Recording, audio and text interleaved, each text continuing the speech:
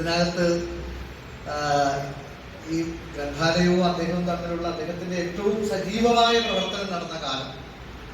ആ കാലത്ത് ഞാനിവിടെ ഇല്ല എന്ന് വെച്ചാൽ നമ്മളിവിടെ ഉണ്ടായിരുന്നില്ല. അദ്ദേഹത്തിന്റെ ഏറ്റവും സജീവമായ കാലം ഇവിടെ 60കളുടെ ഇതിലാണ് MD വന്നത്. MDയുമായിട്ടുള്ള അദ്ദേഹത്തിന്റെ ബന്ധം കേരളത്തിലെ ഒട്ടുമിക്ക സാഹിത്യകാരന്മാരും എനിക്ക് തോന്നുന്നു മേലാറ്റൂര് ആ കാലഘട്ടങ്ങളിൽ എത്തിയിട്ടുണ്ട്. പിന്നെ ഞാനൊക്കെ ഇവിടെ എത്തുന്ന കാലം എന്ന് പറയുന്ന പൂന്താനം സാഹിത്യോത്സവ കാലമാണ്.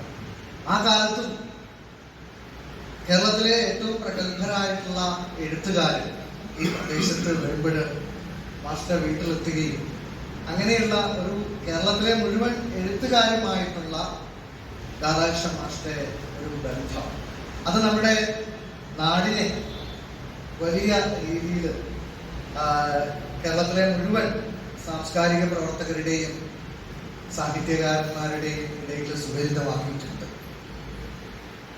ഇവിടെ അദ്ദേഹത്തിന്റെ ഈ ഗ്രന്ഥം 7ാമത്തെ ഗ്രന്ഥമാണ്. നോബൽ കഥകൾ എന്ന് പറയുന്ന ഒരു പുസ്തകമുണ്ട്. നോബൽ സമ്മാന ജേതാക്കളെ കുറിച്ച് 2003 വരെയുള്ള നോബൽ സമ്മാന ജേതാക്കളെ കുറിച്ചുള്ള ഒരു പുസ്തകമുണ്ട്. അങ്ങനെ TS തിരുവിഴാമുതുമായിട്ടുള്ള അദ്ദേഹത്തിന്റെ ചില പുസ്തകങ്ങളുണ്ട്. അങ്ങനെ സാഹിത്യത്തെ തന്റെ ഹൃദയത്തിൽ എപ്പോഴും സൂക്ഷിക്കുന്ന ഒരു എഴുത്തുകാരൻ എന്ന ഉപരിയായിട്ട് ഇതിലൂടെ സഞ്ചരിക്കുമ്പോൾ ഒരു വലിയ വായനക്കാരൻ, ആസ്വാദകൻ, അങ്ങനെയുള്ള ഒരു ചിത്രമാണ് മേലാറ്റൂർ രാധാകൃഷ്ണൻ മാഷയെ കുറിച്ചിട്ടുള്ളത്. എൻ്റെ പുസ്തക പ്രകാശനത്തിലും അദ്ദേഹത്തിന് ആദ്യമായിട്ട് ഞാൻ എൻ്റെ ഒരു പുസ്തകം പ്രകാശനം ചെയ്യും മലപ്പുറം ഗവൺമെന്റ് കോളേജ് വെച്ചിട്ട് അദ്ദേഹവും അതിന് സാക്ഷിയായിട്ടുണ്ട്. അങ്ങനെ ഒരു അത്തരത്തിലുള്ളൊരു ബന്ധം ഇവിടെ ഷൗക്കത്താക്കെ പോലുള്ള ആളുകളുണ്ട്. അതേപോലെ നിലമ്പൂരിൽ നിന്ന് ഏറ്റവും നമ്മുടെ പ്രിയപ്പെട്ട സുഹൃത്തുക്കളുണ്ട്. അവരൊക്കെ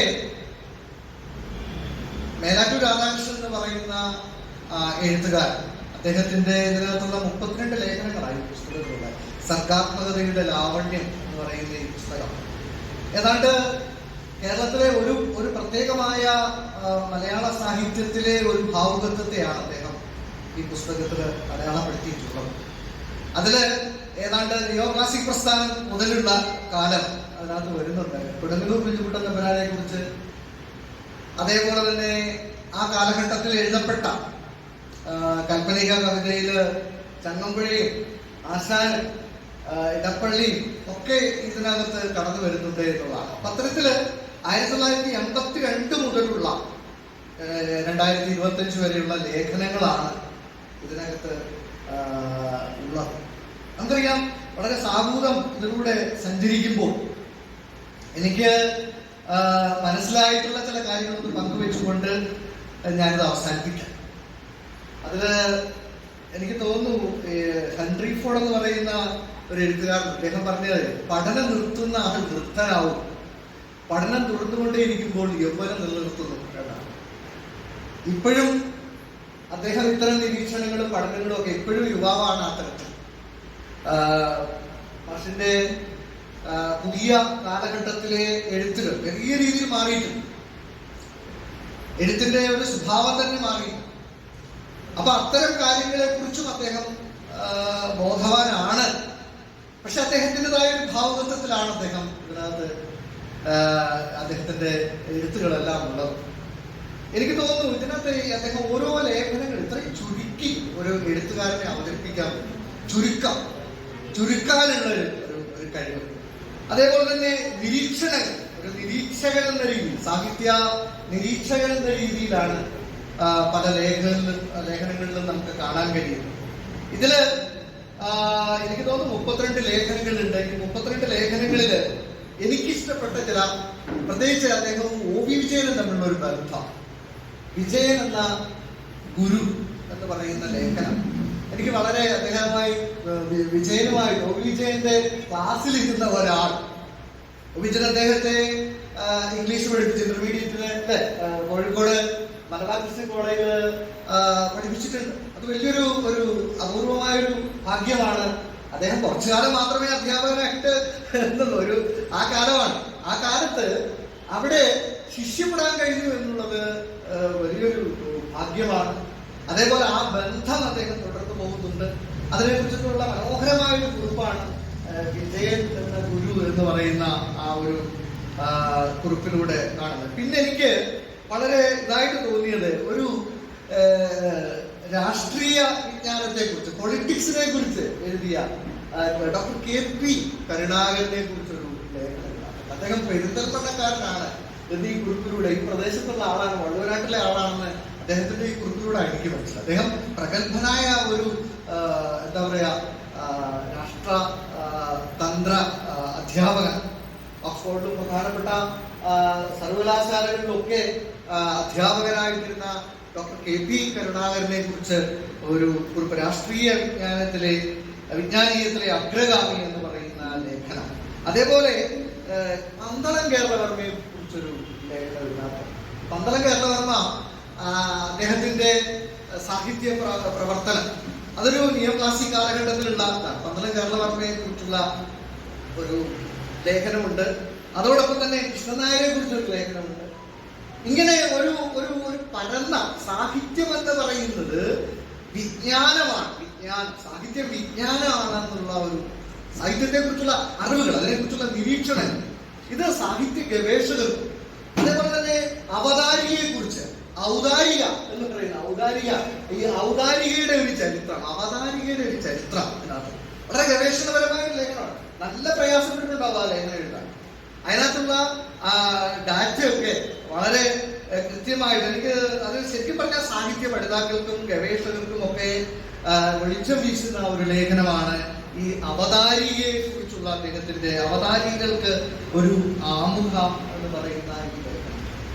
എനിക്ക് വളരെ കൗതുകം തോന്നി അവതാരികയെ കുറിച്ച്. നമുക്കറിയാം ഒരുപാട് എല്ലാ പുസ്തകങ്ങൾക്കും നമ്മള് പുസ്തകം നോക്കുമ്പോൾ അവതാരിക എന്ന് പറയുന്നത് പ്രധാനമാണ്. അതിന് ഒരു മുഖവുര, ആ മുഖവുര അത് നമുക്കൊരു ഒരുപാട് പ്രഗത്ഭരായ ആളുകൾ മുഖവുര എഴുതിയത്. ഇപ്പൊ നമുക്കറിയാം, ഇപ്പൊ ഇങ്ങോട്ട് വരുന്ന സമയത്ത് പ്രഗത്ഭരായ കുടികൃഷ്ണമാരാര്, NV കൃഷ്ണമാര്, ഇവരൊക്കെ അവതാരികൾ എഴുതുക, അവരുടെ ഒരു അവതാരിക കിട്ടുക. ഡോക്ടർ സുകുമാർ എഴുതിയപ്പോൾ അത്തരം അവതാരികൾ എഴുതുന്ന ആള്. അപ്പൊ അയ്യപ്പണിക്കര് പറയുന്നത് അവതാരികയല്ല, ഔദാരികയാണ്. ഇവരൊക്കെ അല്പ മാത്രം വിഭവരായ എഴുത്തുകാരും അവരുടെ ഈ അവതാരിക കൊണ്ട് ശ്രദ്ധേയരായ ഒരുപാട് സമാഹാരങ്ങളും കൃതികളും ഉണ്ട് എന്ന രീതിയിൽ അതിനകത്ത് നല്ലൊരു ലേഖനമായിട്ട് എനിക്ക് തോന്നി. ഇത്തരത്തിൽ ഈ പുസ്തകം അദ്ദേഹത്തിന്റെ ദീർഘകാലത്തെ, അതായത് 82 മുതൽ 2025 വരെയുള്ള ലേഖനങ്ങളാണ്. ശരിക്കും സാഹിത്യം എന്ന് പറയുന്നത്, ഞാൻ നേരത്തെ പറഞ്ഞ പോലെ സാഹിത്യം ഓരോ കാലഘട്ടങ്ങളിലും ഭാവുകത്വപരമായ പരിണാമങ്ങൾ സാഹിത്യത്തിൽ സംഭവിക്കുക. അപ്പൊ നമ്മള് നിയോ ക്ലാസിക് കാലഘട്ടത്തിൽ നിന്ന്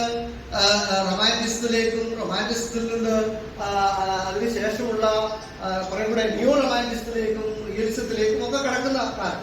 ഏതാണ്ട് ആ ഒരു ഭാവുകത്വത്തിലാണ് അദ്ദേഹത്തിന്റെ ഈ രചനകളെല്ലാം തന്നെ ഇതെനിക്ക് തോന്നിയിട്ടുണ്ട്. ആ കാലഘട്ടത്തിൽ ഉള്ള ആ ഒരു ഭാവുകത അദ്ദേഹം ആ ഒരു എന്താ പറയാ 50കളിലും 60കളിലുമുള്ള അത്തരം രചനകളാണ് അദ്ദേഹത്തെ കൂടുതൽ ആകർഷിച്ചിട്ടുള്ളത് എന്നുള്ള SK പൊറ്റക്കാടിനെ കുറിച്ച്. അതേപോലെ എനിക്ക് തോന്നിയിട്ടുള്ള ഉണ്ണീഷ പുതൂരിനെ കുറിച്ചുള്ള ലേഖനം. ഇതൊരു വേണ്ടവണ്ണം പഠിക്കപ്പെടാതെ പോയ, വ്യത്യസ്തമായി എഴുതിയ, വളരെ വ്യത്യസ്ത പ്രമേയങ്ങൾ എഴുതിയ ഒരുപാട് നോവലുകൾ അദ്ദേഹത്തിന്റെ ഉണ്ട്. ആനപ്പക പോലെയൊക്കെയുള്ള നോവലുകൾ അത്ര വേണ്ടവണ്ണം പഠിക്കപ്പെട്ടിട്ടില്ല. അത്തരം ഒരു ഉണ്ണീഷ പുതൂരിനെ കുറിച്ചുള്ള ലേഖനമുണ്ട്, നന്ദനാരെ കുറിച്ചുള്ള ലേഖനമുണ്ട്. ഇങ്ങനെ സാഹിത്യത്തെ കുറിച്ചുള്ള അദ്ദേഹത്തിന്റെ കാഴ്ചപ്പാട്, ഞാൻ ദർശന സ്വഭാവത്തോടു കൂടിയെന്നൊന്നും ഞാൻ പറയുന്നില്ല, അദ്ദേഹത്തിന്റെ കാഴ്ചപ്പാടുകളാണ് ഈ ലേഖനങ്ങളിലെല്ലാം നമുക്ക് കാണുന്നത്. അതോടൊപ്പം തന്നെ ഇത് വളരെയധികം വിജ്ഞാനപ്രദം, ഒരു സാഹിത്യ കൃതിയെ സംബന്ധിച്ചിടത്തോളം വിജ്ഞാനപ്രദമായ ഒരു ഗ്രന്ഥമാണ് സർഗാത്മകതയുടെ ലാവണ്യം എന്നാണ് എൻ്റെ ഒരു നിരീക്ഷണത്തിൽ എനിക്ക് തോന്നിയിട്ടുള്ളത്. നമുക്കറിയാം, സാഹിത്യം എന്ന് പറയുന്നത് സഹിതത്വം എന്ന് പറയും. സഹിതം എന്ന് പറയുന്നത് ഉടപ്പോരുന്നതാണ് സാഹിത്യം. അല്ലെങ്കിൽ നമ്മളെ മുന്നോട്ട് കൊണ്ടുപോകുന്ന എന്തൊക്കെയോ സാഹിത്യം, ആകർഷിക്കുന്ന ഗാന്ധികമായ ഒരു ശക്തി സാഹിത്യത്തിലുണ്ട്, എഴുത്തിലുണ്ട്, വാക്കുകൾക്കുണ്ട്. അത്തരം ഒരു സാഹിത്യത്തിന്റെ ആ ഒരു ഊർജദായിയായിട്ടുള്ള ഒരു സവിശേഷത, ആ സവിശേഷതയാണ് ഈ പല പല എഴുത്തുകാരിലൂടെ നമ്മൾ മനസ്സിലാക്കാൻ കഴിയുന്നത്. അതായത് സാഹിത്യ കലയുടെ മാധ്യമം ഭാഷയാണ്. എനിക്ക് കൗതുകം തോന്നി അദ്ദേഹത്തിന്റെ ഈ ഭാഷ എത്ര ലളിതമായ ഭാഷയാണ്. മറ്റേ ഒരു ലേഖനം ഞാൻ 2-3 മണിക്കൂർ കൊണ്ട് ഈ പുസ്തകം വായിച്ചത്. അത്ര ലളിത സുഖമായ ചൂർണികളാണിനകത്ത് കൂടുതൽ സിമ്പിളായിട്ടാണ് അദ്ദേഹം പറഞ്ഞു പോകുന്നത്. അപ്പൊ ഇങ്ങനെ എഴുതാം, ഒരു സങ്കീർണമായ വാക്യങ്ങളും അദ്ദേഹം ഇതിനകത്ത് ഉപയോഗിച്ചിട്ടില്ല. അത്ര ലളിതമായ ഒരു രീതിയിലുള്ള ആഖ്യാനമാണ് നമുക്ക് ഈ പുസ്തകത്തിൽ ലഭിക്കുന്നത്. തീർച്ചയായിട്ടും ഈ പുസ്തകം എനിക്ക് തോന്നുന്നു വൈകി എന്നാണ് എൻ്റെ കുറെ കൂടെ നേരത്തെ വരണമായിരുന്നു ഈ പുസ്തകം എന്ന്. വൈകി വന്ന പുസ്തകം എന്ന രീതിയിലാണ് കുറച്ചുകൂടെ എനിക്ക് തോന്നുന്നു ഒരു 10 കൊല്ലം മുമ്പ് ഇതിനകത്ത് കുറെ ലേഖനങ്ങളെങ്കിലും പുസ്തകമായിട്ട് വരേണ്ടതായിരുന്നു. ഇതുപോലെ പുസ്തക രൂപത്തിൽ വരണമായിരുന്നു. അദ്ദേഹം ഇത് നിരന്തരമായിട്ട് പല ആനുകാലികങ്ങൾ എഴുതിയതാണ്, ആനുകാലികങ്ങൾ വന്നതാണ്. നമുക്കറിയാം, ഇപ്പോൾ ഒരു 10 ലേഖനം വന്നാൽ ഉടനെ ഒരു പുസ്തകം ഇറങ്ങും.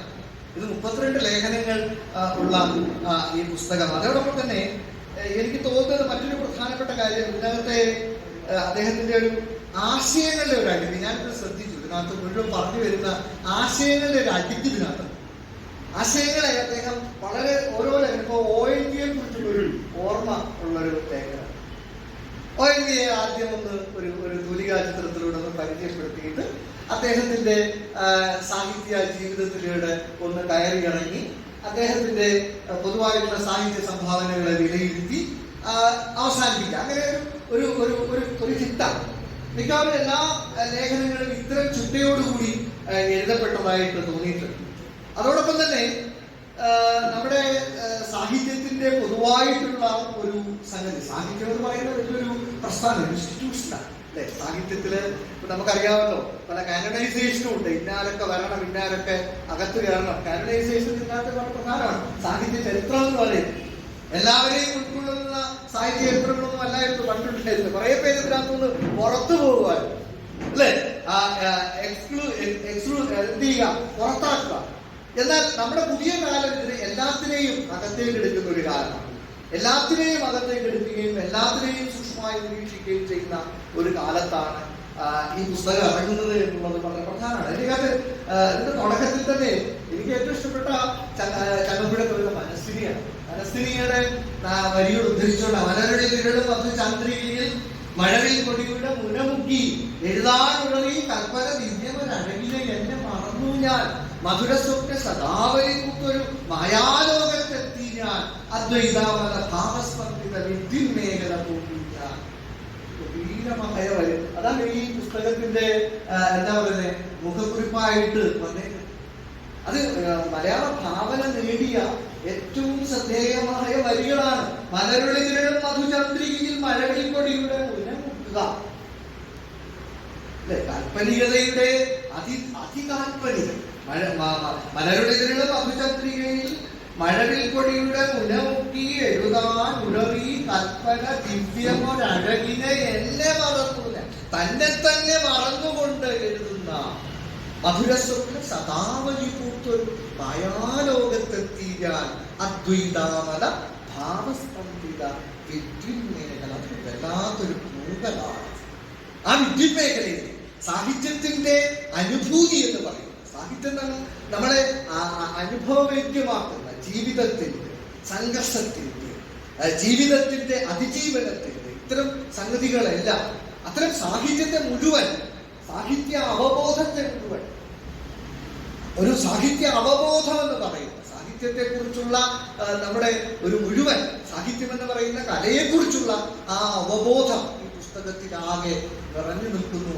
ഇതിന് കൊടുത്ത പേരും അത്യന്തം മനോഹരമാണ്. പുത്തൻ നായരെ കുറിച്ചുള്ള ഒരു ലേഖനമാണ് സർഗാത്മകതയുടെ ലാവണ്യം എന്ന് പറയുന്നത്. പുത്തൻ നായരുടെ നിരൂപണം എന്ന് പറയുന്നത് അത്തരത്തിലുള്ള ഇത്രയും തെളിച്ചമുള്ള ഒരു നിരൂപകൻ മലയാളത്തിൽ ഇല്ല എന്നുള്ളതാണ്. അദ്ദേഹത്തിന്റെ ലേഖനങ്ങളിലെല്ലാം അദ്ദേഹത്തിന്റെ സംസാരവും അതുപോലെയാണ്. ഗംഭീരമായി ആ സംസാരത്തിൽ പോലെ എഴുതുന്ന ആളായിരുന്നു പുത്തൻ നായർ സാർ. പുത്തൻ നായർ സാറുടെ നിരൂപണത്തെ കുറിച്ചാണ് അദ്ദേഹത്തിന്റെ ഈ പുസ്തകത്തിന് പേരിട്ട ലേഖനം സർഗാത്മകതയുടെ ലാവണ്യം. രണ്ട് കാര്യം, സർഗാത്മകതയും ലാവണ്യം. ലാവണ്യം എന്ന് പറയുന്നത് സാഹിത്യം എന്തും എപ്പോഴും കലയുടെ മുഴുവൻ കൈകാര്യത്തിൽ ലാവണ്യമാണ്, അല്ലെ? സൗന്ദര്യമാണ്. ആ സൗന്ദര്യത്തെ ഓരോ കാലഘട്ടത്തിലും വരുന്ന സൗന്ദര്യ ബോധത്തിൽ വരുന്ന മാറ്റം.